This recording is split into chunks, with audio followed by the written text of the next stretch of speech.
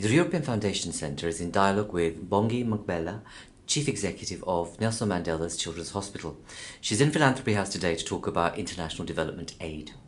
Bongi, tell us, is international development fit for purpose?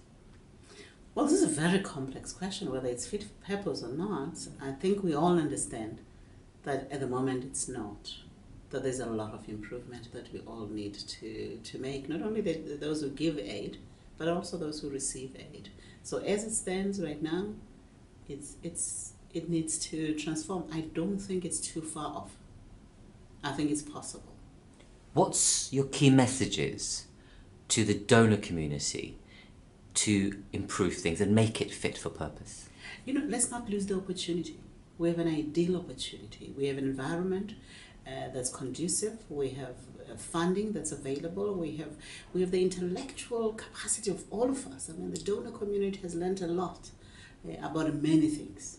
But let's not lose that opportunity. And that opportunity lies in our ability to recognize each player as important and not to have any single player wanting to be the player. And I think it's as simple as that. And then the rest of the things are the really practicalities. What do you then do? Who do you employ? And all these other things. But I think the recognition that each player is an important player is the beginning. Today you made some interesting comments about building capability and that projects in themselves don't create institutions in communities and capability in communities. Can you say a little bit about what you mean by that? Projects tend to be very issue specific, time bound, very specific results that are required. But communities are a body.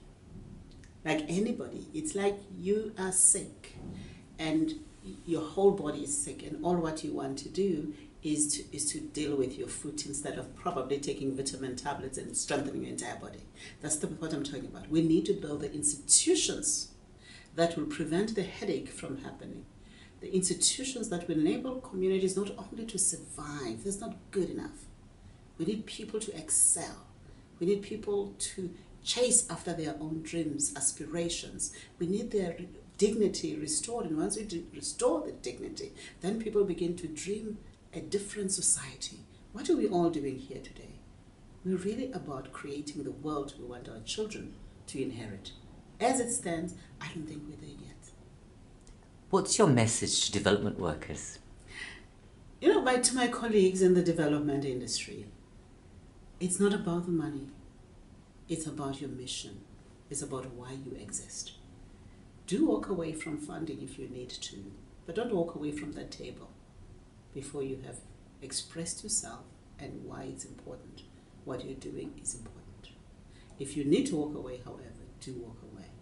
But don't forget also that you yourself need to remain connected and linked with the people that you claim to serve. And not only to serve them, but to ensure that you're building institutional community institutions, the schools, the healthcare areas, whatever it is, that those institutions will respond to various problems that we might not even know that a community, a society might face. If you build capacity for an institution to deal with a single problem, you have not enabled that society to deal with any other problem that it may face, that it might not even know it's going to face a couple of years down the line. And that's why we are always chasing our tails, is because we never anticipate, neither do we build for a future.